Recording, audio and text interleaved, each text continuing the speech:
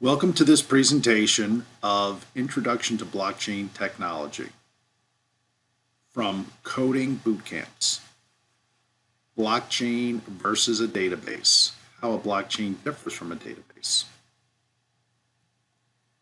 And this is material that we've covered.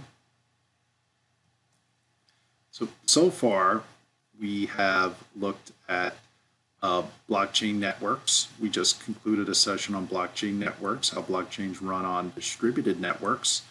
We've also looked at the consensus algorithms, mining, the nature of the blockchain blocks. We looked at hashes. We looked at a introduction to blockchain and applications such as Bitcoin. And we looked at private and public blockchains. So now we're going to look at something that comes up quite often is blockchain versus a database.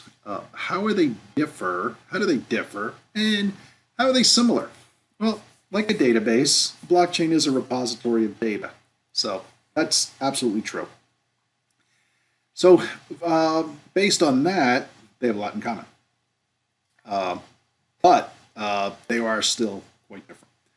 A blockchain is not a traditional database where records are organized in, I guess, by type, or we could think of a relational database where we actually model the data or model the organization, and that lets us know what data we need.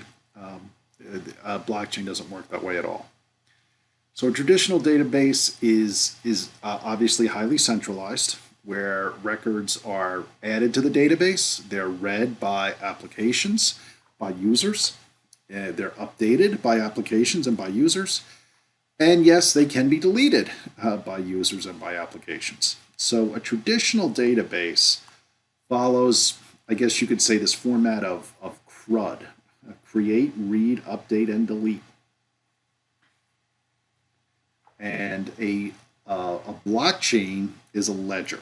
So the same way data is recorded in a ledger is the same way that it's recorded in a blockchain.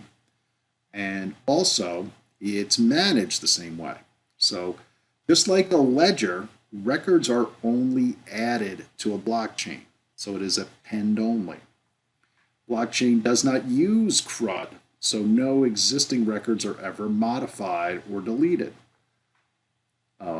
So if a value needs to be changed, a new entry is added to the ledger as the transaction values are updated.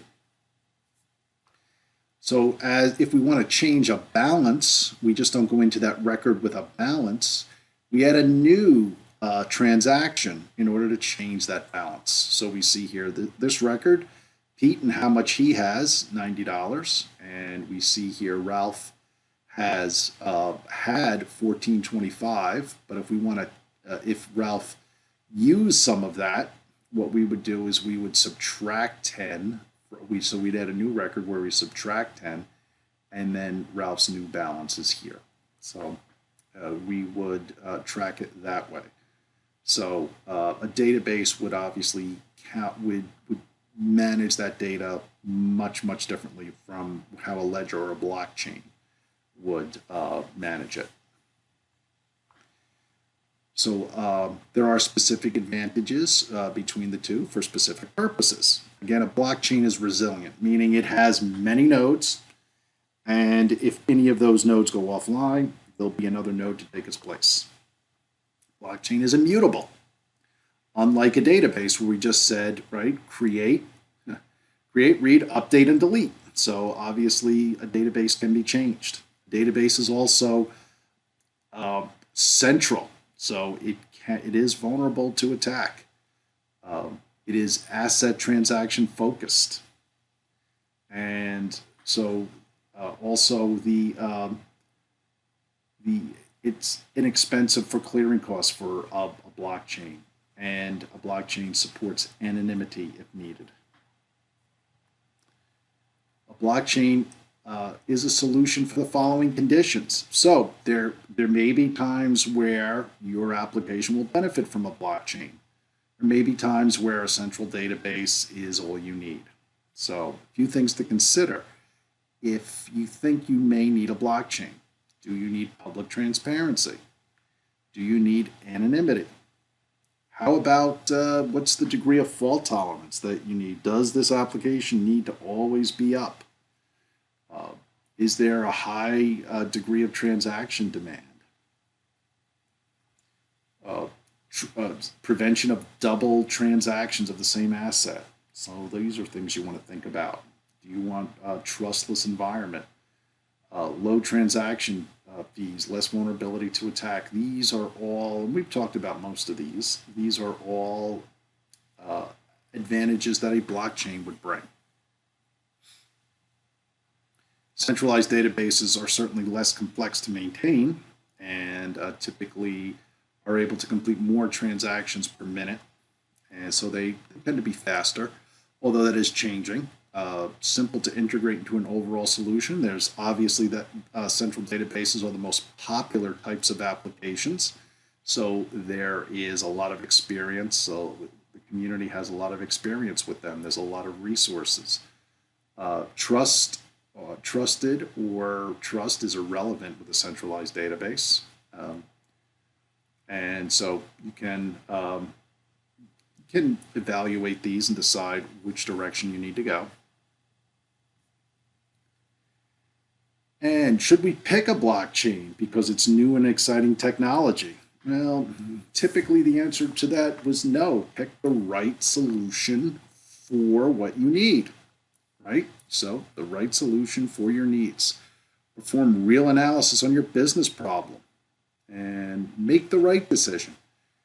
Because once you pick a direction, there really is no going back once your application is built.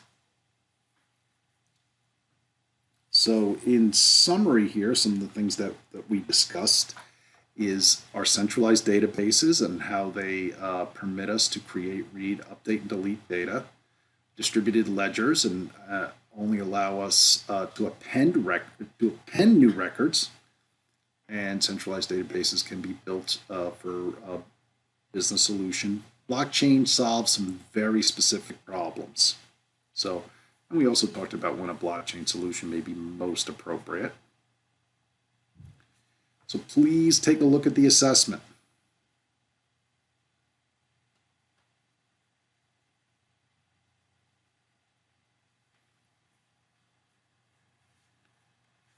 And for additional resources,